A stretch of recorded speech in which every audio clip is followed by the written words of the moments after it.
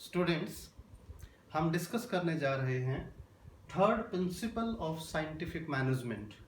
Principal का title है, ये प्रिंसिपल है कोऑपरेशन नॉट इंडिविजुअलिज्म। पहली बात तो ये जान लें, ये जो प्रिंसिपल है it is the extension of principle of harmony not Discord. Scientific management का जो सेकंड प्रिंसिपल है वो है हार्मनी नॉट डिस्कॉर्ड, यानी एम्प्लॉयज और मैनेजमेंट में आपस में वननेस हो, एक फैमिली की तरह देखें एक दूसरे को, किसी तरह का झगड़ा ना हो। तो उसकी अगली स्टेज क्या है? कोऑपरेशन, कि दोनों एक दूसरे को अपने आप दिल से कोऑपरेट करें, सहयोग करें। Employees also come forward on their own for suggestions for different activities, ताकि जो बिजनेस का गोल है उसको इजीली अचीव किया जा सके। अब देखिए इसमें F.W. टेलर क्या कहते हैं? There should be complete cooperation, यानी थोड़ी बहुत नहीं 100% कोऑपरेशन हो वर्कर्स और मैनेजमेंट में, instead of individualism and competition, यानी किसी तरह का इंडिविजुअलिज्म ना हो। इंडिविजुअलिज्म का मतलब क्या हो गया? Lack of cooperation.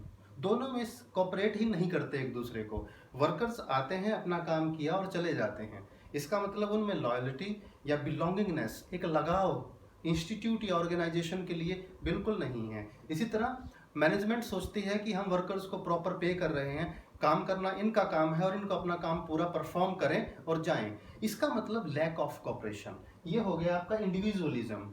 It is dangerous to the organisation. Organisation को अगर लॉन्ग टाइम तक ग्रो करना है, आगे बढ़ना है, इंडिविजुअलिज्म की जगह क्या है? कलेक्टिव एफर्ट्स होने चाहिए, हार्मनी हो, कोऑपरेशन हो, कंपटीशन भी नहीं होना चाहिए। अब देखिए ऑर्गेनाइजेशन एक, उसका गोल एक, उस गोल को अचीव करने के लिए दो parties, management and workers, they should cooperate on their own, बिना कहे ही वो एक दूसरे को कोऑपरेट करें ताकि बिजनेस का वो कॉमन गोल अचीव हो। इसी में दोनों के लिए प्रोस्पेरिटी है। अगर बिजनेस ग्रो करेगा तो मैनेजमेंट को अच्छे प्रॉफिट्स और एम्प्लॉयज को अच्छी सैलरीज मिलेंगी। इसका मतलब कंपटीशन का सवाल ही नहीं, there should be no competition.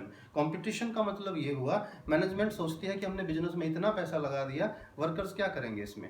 गलत है। Workers output, sales, revenue increase करने का काम करते हैं, उनके बिना ऑर्गेनाइजेशन में कुछ भी पॉसिबल नहीं है। Human resource is the most important. इसी तरह वर्कर्स अगर सोचें कि सारा काम तो हम कर रहे हैं, मैनेजमेंट तो कुछ करते ही नहीं, उन्होंने तो पैसा लगाया और पीछे हट गए, दिस इज नेगेटिव थिंकिंग। इसकी जगह आनी चाहिए पॉजिटिव थिंकिंग, और उसे ही बोलते हैं कोऑपरेशन।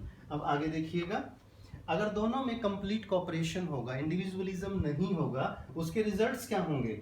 मैक्सिमम प्रोस्पेरिटी, यानी बिजनेस ग्रो करेगा, गुड सेल्स, गुड प्रॉफिट्स, और दोनों पार्टीज को अच्छा शेयर भी मिलेगा। अब ये पॉसिबल कैसे होगा? देखिए कि there should be good cooperation between management and workers. First देखिए, सजेशन सिस्टम होना चाहिए।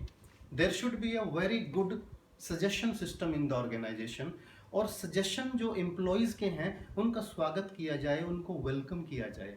कौन से सजेशन? जिसकी वजह से कॉस्ट कम हो रही हो, प्रोडक्टिविटी इंक्रीज हो रही हो, प्रोडक्ट की क्वालिटी इंक्रीज हो रही हो, जो best method of doing the work अगर फाइंड आउट करते हैं वर्कर्स, उनके सजेशंस को अप्रिशिएट किया जाए, उनको रिकग्नाइज किया जाए। इससे क्या हो? एक चीज़ और है, जब भी मैनेजमेंट कोई बहुत इंपॉर्टेंट डिसीजन अप्लाई करना चाहती है ऑर्गेनाइजेशन में, देखिए मैनेजमेंट तो कभी भी अप्लाई कर सकती है, लेकिन बेटर वे क्या है?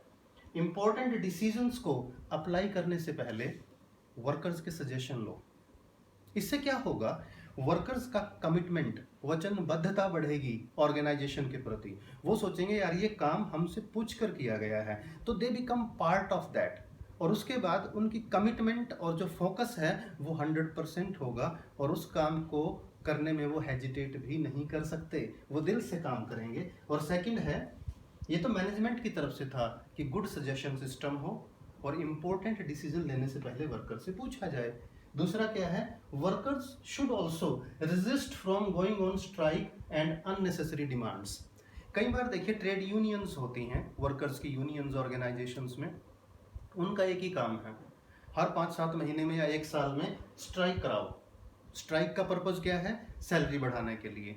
वर्कर्स को इस चीज़ से बचना चाहिए, अपना काम करें अच्छे से, रिजल्ट्स अच्छे होंगे तो मैनेजमेंट कंसिडर करके उनकी सैलरी अपने आप ही अच्छी रहेगी और किसी भी तरह का कोई अननेसेसरी डिमांड नहीं होनी चाहिए। अब देखिए हमने दो एस्पेक्ट किए हैं, मैनेजमेंट सजेशन सिस्टम अप्लाई करे अच्छा सा, और वर्कर्स स्ट्राइक पे जाने से और अननेसेसरी डिमांड करने से बचें।